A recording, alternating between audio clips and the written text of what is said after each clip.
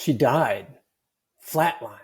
Then she crossed into the spirit world, but she just didn't just come back. She came back with a mission, and a mission for all of us. And in this episode, what you're going to hear is what she saw on the other side, as well as what the spirit world actually looks like. But now she's also bringing through these stunningly accurate messages from loved ones in spirit. So if you've lost someone, or if you're wondering what happens when we die, or you just need hope that love never ends, this episode is going to open your heart, ease your grief, and maybe even change how you live. So let's dive in. So my guest today is June Edward. She had an NDE and can offer firsthand experience that life after life does exist. So with that, welcome, June. Hey, thank you for having me. So this is one of my most favorite topics because it gets to the spiritual connection, and it also gets us to what we as humans are always thinking about all the time. So take us back to the moment of your near-death experience. What exactly happened? So I had injured my back when I was 22. I got married at 21, injured my back at 22. And I needed back surgery. And I knew that if I had back surgery, I was going to die. I just knew it.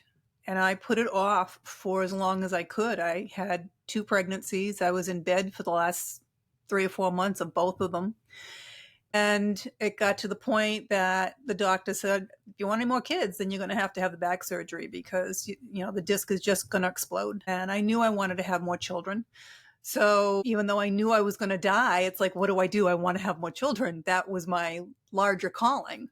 So the night before the surgery, I did tell my husband and my best friend, I said, I'm going to die. And they're like, no, you're going to be fine. You're just scared. And I'm like, you don't understand. I've always known I'm going to die. You're going to be fine. I said, listen, you need to make sure you take care of the kids, the whole 99 yards. And sure enough, the night before my surgery, I went in for an MRI with a contrast dye. And I told them that I thought I was allergic to it. I'd had it once before, and I had a very bad reaction to it. I couldn't get off the table for hours. And they're like, oh, no, that's fine. That's a normal reaction. That happens to everybody. I'm like, okay, what do I know? I'm not the doctor. I'm just 27 years old at this point, right? And sure enough, as soon as they administered that IVP dye, I died, literally. So I never considered it. I never even heard of an NDE until a few years back. I just knew that I died. That was that. And, I've since learned that everybody's experiences that this happens to, they're all very similar and they're all a little different because clearly they want you to have your own experience, and it's done for a specific reason for every person that does die and come back. I have run into a few other people that have died and were told it wasn't their time, they had to come back, or they weren't given any options. They were just ripped right back, different things. But for me, I immediately was just taken to the other side, which I now know is the 5th dimension, which is the lowest level of heaven. And I could see everything that was happening below me. I could see the doctor go over to me and then go hit the crash thing, the button on the wall. And I could hear the nurses contacting, people and talking in the hallway, and I could hear the people in the room behind me and see them. So I saw everything that was happening, but I didn't feel anything because I wasn't there. And then all of a sudden I noticed that there was this huge movie playing out in front of me. It was like sitting in the front row of an IMAX theater, and it was my life. And it was crazy because it was just all the most important things that have happened to me. I get very emotional sometimes because it just brings everything back to me. And it was all the important things that had happened. I'd had a very difficult childhood and a bad upbringing. These are all the people that had come into my life that they were showing me, that showed me love and happy occasions, things like that. And all of a sudden from behind me, I heard, it's not really your time. You can stay here if you want to, or you can go back. It's your choice. And it was just a feeling of overwhelming love. If you could wrap yourself in just a blanket of love, that's what I was experiencing. Now, other people have different experiences. I used to say that the only 2 things you bring with you when you go is love and knowledge. But I now understand that it's not just love. You take all of your feelings with you and all of your emotions, but all of your knowledge as well. And I'm watching this movie and I'm thinking through my head, I'm like, well, I'm not going back for my family and I'm not going back for my husband. Why would I want to go back? There's no reason to go back. It's Right. just, it was amazing. And then I remembered that I had two young children at the time, two babies. And it's interesting that they were not in my movie. They were not showing them in my life movie. Oh, wow. And when I remembered that I had these two small children, I knew that they were the biggest reason that I came here to begin with and that I needed to be here. And they brought me the most joy in my life. And as soon as I made that decision, I was instantaneously back in my body. Wow. Yeah. So, I mean, did you when you were in that beginning state of NDE, did you realize right away that you'd left your body? Yeah, I knew. What did the spirit world feel Oh, like? Or, I knew right away that I wasn't in my body because I could see it, but I didn't feel anything. There was no pain. I mean, somebody that I live in chronic back pain still. I need more surgeries that I put off. So I was used to living in chronic pain. And when I suddenly got to the other side, I was like, this is amazing. I'm weightless. There's no pain. I feel amazing. And I just feel so loved. And it's just so amazing. It's like, I didn't want to go back. yeah. So were you able to see anything within the spirit world, see anybody, or So, what were at you? that time I didn't, but now I have the ability to go back and forth to that level, to that fifth dimension at will. And I go back often, very often. And, I've learned so much. You're talking, it's been a long time now since I came back. And a lot of people that have that experience and come back, they end up taking their own life because when they get back here, they want to feel what it was like on the other side. They don't want to live in this anymore. But you can feel that all the time. Every time I meditate and I go back to that fifth dimension, I'm connecting with my soul. The bigger part of your soul is actually not in your body. It's in that lowest level of heaven. And it has all the knowledge of all your lifetimes. And it has, when you're connecting, because you're meditating, you're connecting to that part that's up there. It's a very, very high vibration. Kind of like the And you mothership that's up there, and you're just waiting, absolutely. and we're down here in the rover. Exactly. Yeah. And when you connect through that, you get that whole experience again. It's the highest high you'll ever feel in your life. You can't get it with alcohol or drugs. It's the highest high there is. And you can re-experience that again from connecting with that larger part of your soul on the other side. So I wish people would understand that, especially people that have been there and want to go back. I can't wait till I go back, but I will wait. I'm here for a reason. I'm here for a purpose. I enjoy every day as much as I can and understand that I am my soul living in this body. We are not the suit. I am the soul that's inside. Are you able to describe what the spirit world looks like, or Sure, it's the kind of imagery? it's not what people imagine. It really isn't. So they have described heaven to me like a layer cake. Okay, that you go to the level based on how advanced your soul is and your belief system, so that you're with your kind likes. Okay, I read Akashic Records, which is people's book of life. Okay, all of your lifetimes are in that book, and that's kept in the record room in the fifth dimension. And when I go there, it's white. It's very white, but shades of white. It's actually guarded by a Palladian. It's the first time I didn't know what a Palladian was till I got there the first time and I came back and I'm like describing everything and they're like, oh, that's a Palladian. So He's a yes, Palladian and he's an alien. extraterrestrial. He is. Alien. Okay. Absolutely. Yep. And I've had to go back and talk to him a few times because I've had clients that were abducted and asked why. And he's been a trough of information for me. He's wonderful. But he helps me access the books. And I can go into a side room. And when I open a book, it's the same thing. It's a 3D movie that I'm watching. It's incredible. And so now people that are on the other side, they're very connected to the last life they had here. So time is very different. The faster you move, the slower time is. Okay. So it's about 3.5 to 4 years of our time for 1 year on the other side. Okay. Wow. So you're grieving for 4 years. For them, they've only been there a year. Okay.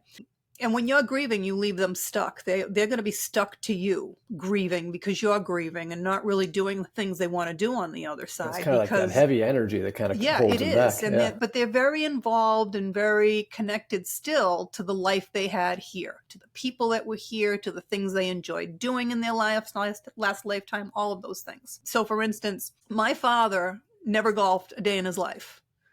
But he loved golf and he would watch it on TV all the time. On the other side, he's doing a lot of golfing. And Suddenly he's an expert. Exactly. And he does a lot of fishing, which he did when he was a little boy with his father. My father-in-law, his brother passed, and the two of them come through quite a bit, and they're always fishing. Now, realistically, no, they don't have a fishing rod and they can't catch a fish. But what they do is they live vicariously through us. So these two go out on a fishing boat and they get next to the people with the rod, reeling the good ones in, and they're, egging them on and all that stuff. And that's how they're having their fun. And my father's the same thing. I mean, he'll show himself with a golf club because he can show himself any way they want.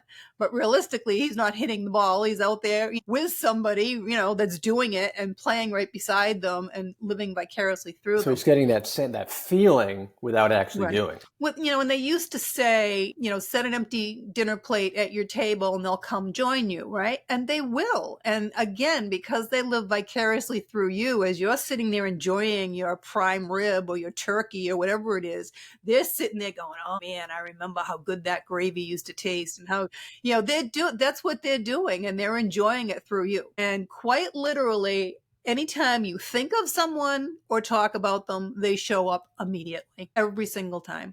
So do they come down to next to us and be with us, or are they still in their No, they're here. level and they're just kind of connecting? No, they're here. They're here. Their spirit can move like this. Yep. Okay. Just like when I died and came back. Yeah. Speed of thought. Exactly. Yeah. At least the speed of light, if not more. Yeah, exactly. So when you were there, did you start receiving messages, or have you been receiving message, or like for a sense of purpose, why you return? What did they say was the whole reason behind this? So we write our own life plan. Okay. And it's very complicated and very complex when we write it. And we come back with basically the same group of people. Every archangel has a soul group, and those are the people that we interact with lifetime to lifetime. And we write that plan. So for me, because I had had such a very difficult childhood and a difficult life, I had written this in as an exit that I could have taken and it would not have changed anything. And that's, taking your own life is never written into your life plan. It's not accepted.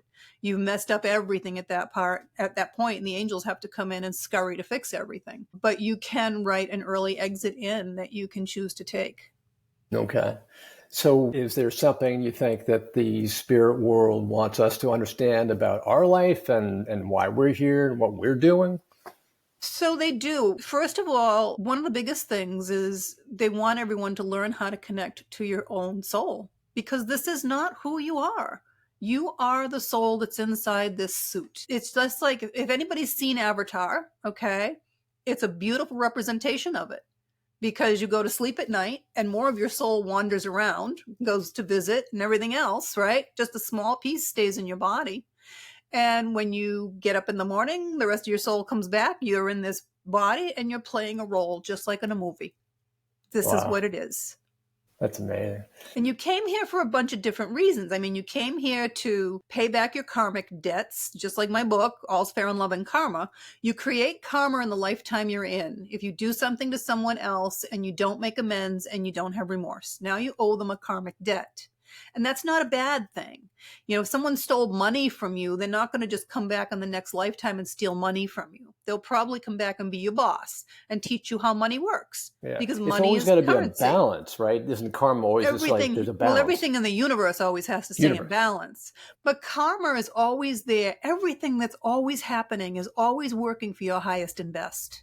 It always is. Even when you're going through the greatest tragedy of your life, if you wait a minute and look back, you'll see that something miraculous came out of that every single solitary time. I mean, I can't help these totally negative people that look for doom and gloom and everything and refuse to look for the light. But I guarantee you something good comes out of everything. Absolutely everything. Yeah, it's always amazing to think that every challenge that we face or every frustration that we experience is always a lesson.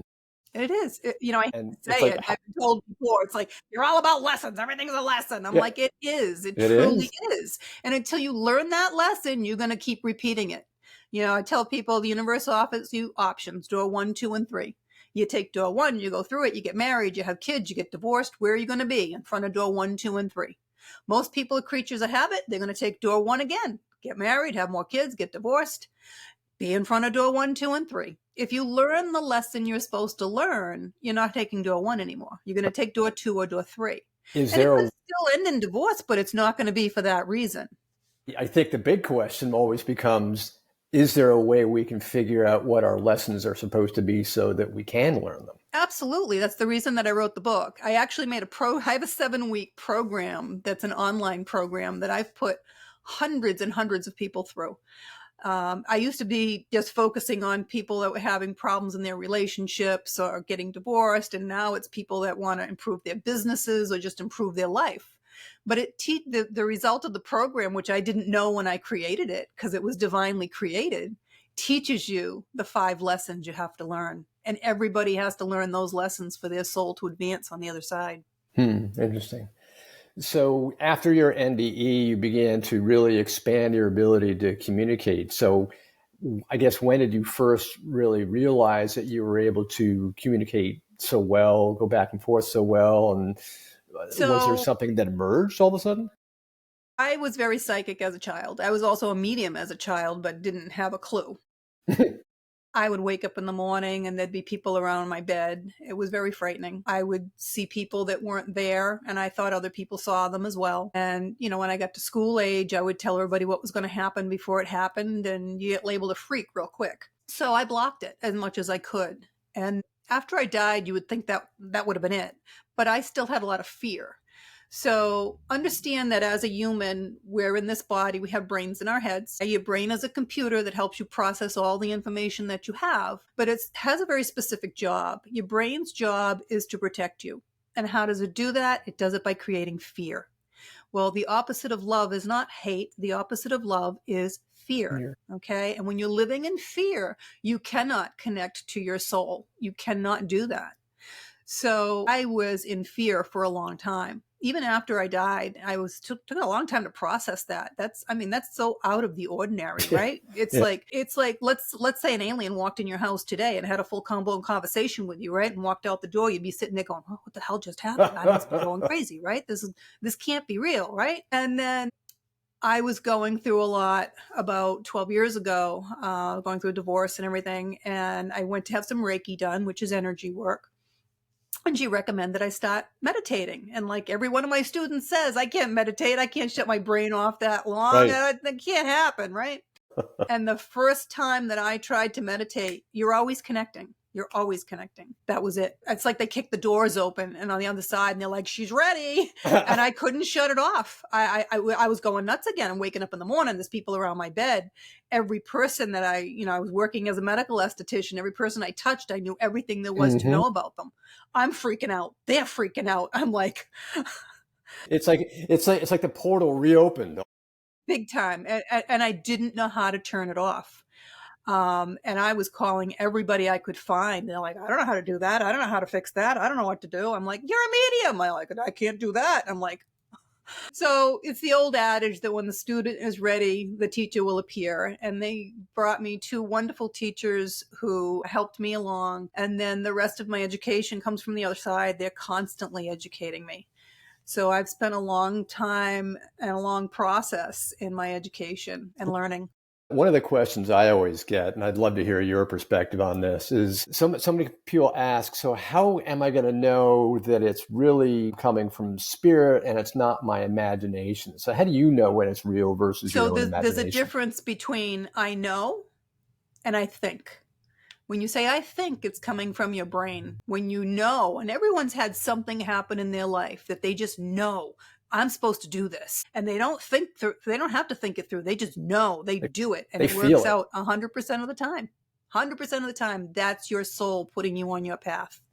I always tell people it's your feeling, and to your point, it's like you know it. You don't have to question it. It's a feeling. It's right on the inside. And it's like when you're meditating and you're thinking, "I got to do the laundry. I got to make dinner. I got to do groceries." Those are your thoughts. Those are the ones you want to get them out of there and just keep focusing on that little pinpoint of light. And then if something pops in your head, that's from the other side. all of a sudden you're thinking of your Aunt Millie. Why would I be thinking Yeah. of her? Because she's right there. It's always the other thing I'm always telling people, it's always when a piece of information comes from out of the blue, something that has nothing to do with what you were thinking about before. And you're like, where did that come from? Absolutely. Didn't And come from your mind. it's all about trust. And Yeah. that's one of the lessons that we all have to learn. You Yeah. have to trust first that there is a higher power Mm-hmm. and that you made this plan. But you have to trust that everything that's happening for your highest and best. You know, I did a big show once, and there are probably 300 or 400 people in the audience. And I have a gatekeeper who tells me who to call on first. So I called on this gentleman in the front row, and he happened to be a widow and wanted to talk to his wife who had passed. And, you know, I just have them call in their head silently 3 times, first, middle, and last name. And I describe who shows up. Well, all I saw was a pair of hands and a dress. And I'm hearing prom gown. And I'm like, do I tell them she didn't show? What do I do? And this is a problem for a lot of mediums. They don't trust. Trust, exactly. So I'm like, it doesn't mean anything to me, but I got to tell them what I got. So I'm like, listen, all I see is a pair of hands. And she's holding out what looks like, I'm hearing prom dress. And he just busted out in tears. He goes, that's my wife. He goes, that was her favorite saying. Every time she left the house, I'm off like a prom dress. Yep. Exactly. And once she confirmed to him that it is her, right, by saying that, then she showed her full apparition and stood next to me on stage and had a whole-blown conversation with him and, you know, messages that she wanted passed to the kids and all kinds of stuff. Yeah, that's the kind of stuff I get all the time. I remember somebody coming through and just making me want to start talking about sneakers. I'm like, exactly. Oh, I've got one of those one day too. Yeah, I'm like, I was like, what? You want me to? I was like, yeah. I was like, what? You want to just talk about sneakers? That's nothing. And come to find out, the guy collected sneakers, high-end sneakers. Yeah. Who knew? Oh, exactly. So I'm like, okay, I'll give it. I don't want to, but I'll give it. And sure you just enough, got to give everything. Say, there's a reason. Give everything you get. Give it exactly as you get. And that was what I did. I was like, boom! Within a second, they knew exactly who was there. I was like, okay, wow. Big mistake. A lot of people don't make. A lot of people make mistakes and not do that because they're afraid of their own ego. Yeah, they're afraid of being. They're afraid of being wrong. Yeah, exactly. That's your ego. You know, you got to let go. You can't do this work with ego. You can't. Yeah, let it go. Just allow and trust and surrender. Yeah, absolutely. So what do spirits often tell you when they come through, how they view us now in the living? The same as they did when they were here alive. They don't see you any differently. Nothing's changed. Do they like their recommendations or their thoughts or ideas as to, you know, live life to the fullest? You know, it's like they're not all full of great advice like that. You know, it's like, and the funny thing is, as much as you want to talk to somebody on the other side, they want to talk to you a lot more because it's like a two-way mirror, right? They've always been able to see you, touch you, hear you, but it's like they're banging on the glass. I'm here. Can't you see me? Listen to me. Yeah. So they're more frustrated than you. 100%. Okay, because they've been trying to let you know they're here and they're around you. But again, they're the same as they were before. So a lot of times, no matter what it is you want to know, they've got their own agenda because they've been wanting to talk to you. Well, so a lot of times, you know, I'll bring moms through or grandmothers through, and their biggest thing is the photo album, the recipes, you know, the history, the family, that kind of stuff. So, I mean, to your point that spirit is so frustrated, they want us to let us know that they're there. What do you see as some of the most common signs that spirit's sending us so that they can reach their loved ones? A lot of times you'll see lights flicker. They're good for that. And a lot of my clients, I have taught them how to work out a yes and no with spirits from the other side. Something easy that they can use, either a flashlight or a night light or a touch light. And you can ask them questions and have them blink it once for yes and twice for no. Or the old rapping on the desk or the wall or something. Yeah, or a lot of times they'll move things. Yep. They'll move things around your kitchen because they'll think you'll notice in the kitchen. Of course, you're half asleep in the morning. You thought, oh, maybe I didn't put the coffee cup over there, you know? Exactly. Yeah. So, I mean, one of the things I love to think about was when you came back from the spirit world, what truth do you think you brought back that you think we're all meant to remember, but we all seem to forget? Was there ever one big truth? There is. And because love never dies, love is the strongest emotion there is. Love is the highest vibration of all. It is the highest vibration. And we are meant to live in love. We're not meant to live in the drama, the minutia, who's on TV, who you're hanging with, you don't love me anymore. This is not what it is. Love is the highest vibration. Love never dies. If you truly love someone, even if you can't be with them any longer, you part and wish them well, and you'll still have that love for them. It will always be there. Here, the other side, it doesn't matter. And it's what connects us. We forget that. And, love thy neighbor as you love thyself, right?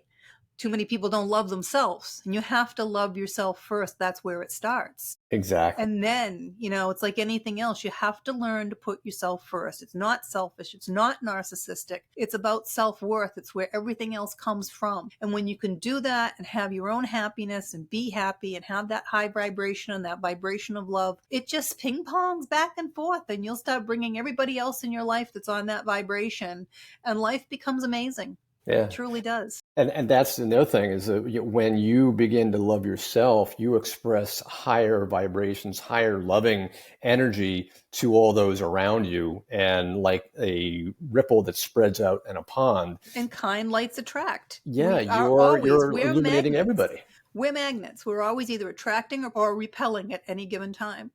And that high vibration repels negativity. It repels lower vibrational entities, ghosts, whatever you want to call them.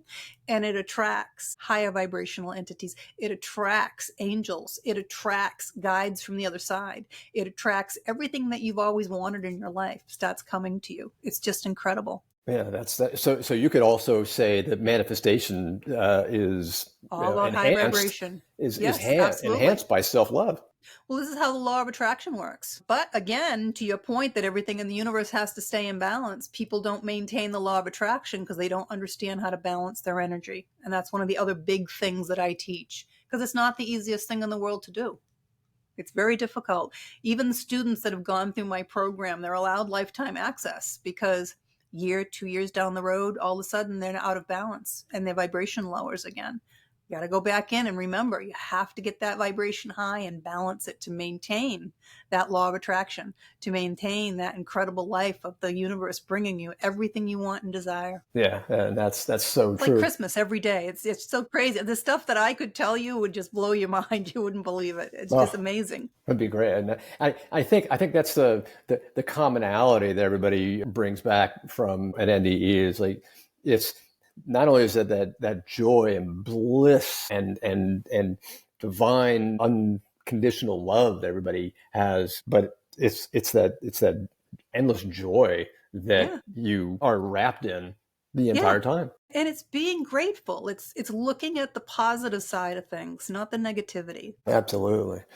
Well, this is absolutely fascinating. We could go on, for days talking about this, but I wish we could. So how can people get in contact with you, June?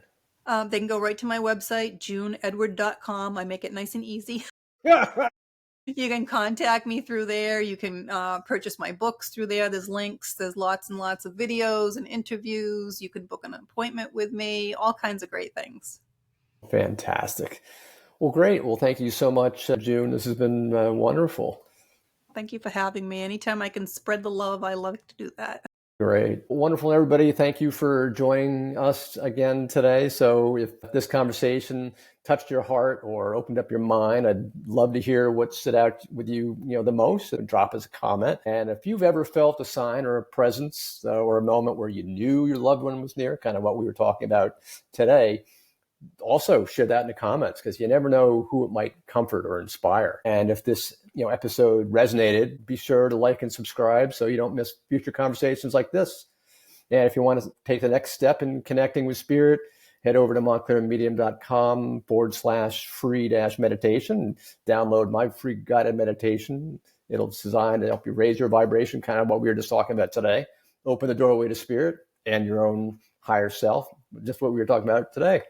So thanks so much for being here. And as always, keep tuning in because you never know what spirit might want you to hear next. So until then, love and light. This is Chris signing off. Until then, bye for now.